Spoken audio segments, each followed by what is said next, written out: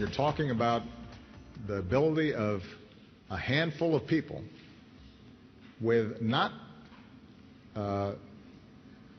wildly sophisticated military equipment, weapons, who are willing to die, they can kill a lot of people, and preventing them from doing so is challenging for every country. And if there was a swift and quick solution to this, I assure you that not just the United States, but France and Turkey and others who have been subject to these terrorist attacks would have implemented those strategies. Welcome back to News Talk. I'm Bruce DePoit. That was President Obama talking to reporters at the conclusion of the G20 summit, answering a number of questions that had a similar vein of question.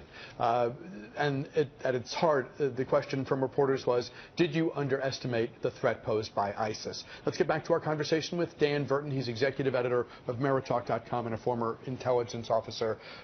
I don't know how much of the fairly lengthy press conference that the president had you were able to hear, but there were many questions. One of them referenced the president's now infamous description of ISIS as being the junior varsity, but even the others seem to have at their heart the question, did you underestimate ISIS? Has your strategy been insufficient?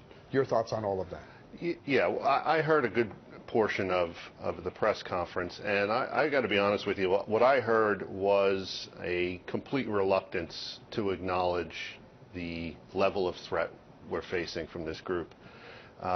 This is once again a terrorist organization that occupies a large swath of land from which they can plot and hatch these types of operations. It's the same reason we went into Afghanistan.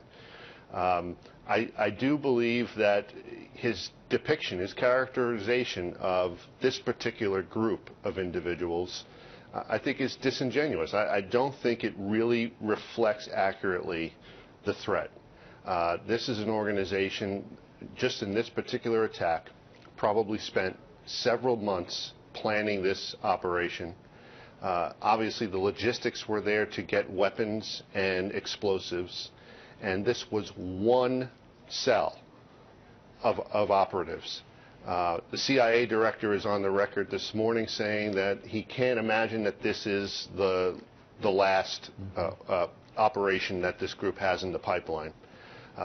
So I think what I heard was, we've run out of ideas other than sending troops, and we're not about to do that. How do you, France has launched a fairly broad series of airstrikes against Syria, and that is a temptation that any nation will likely, that is a strategy that many nations that have been hit, the way France has been hit, is going to resort to, and they wasted no time doing it. To the extent that inevitably the wrong targets get hit and civilians are harmed, or civilian assets like hospitals or playgrounds or whatever are hit, can you talk about the long-term damage in terms of the Muslim community's relations with the West?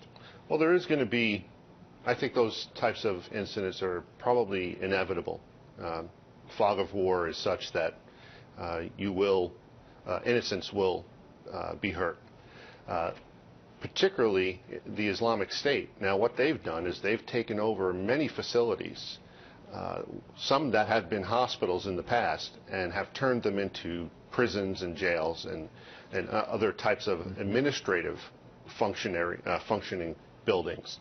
And those are now legitimate targets. But what you will see in the media and what ISIS will want to get out there is the scene of a hospital being destroyed.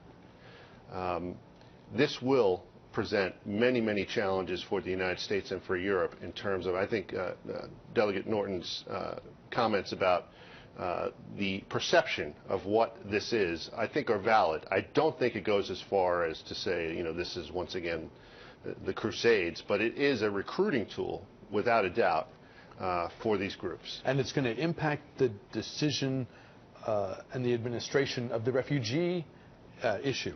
Do you continue to let people in who are desperately seeking a safe home, a place to live as they flee chaos and violence at home? How many do we let in? What's the screening? Is the screening up to par? Where do people live while screening takes place? Do we close the door and say, you know what, we can't take risks to our own people by letting unknown people in, even as our hearts are tempted? Right.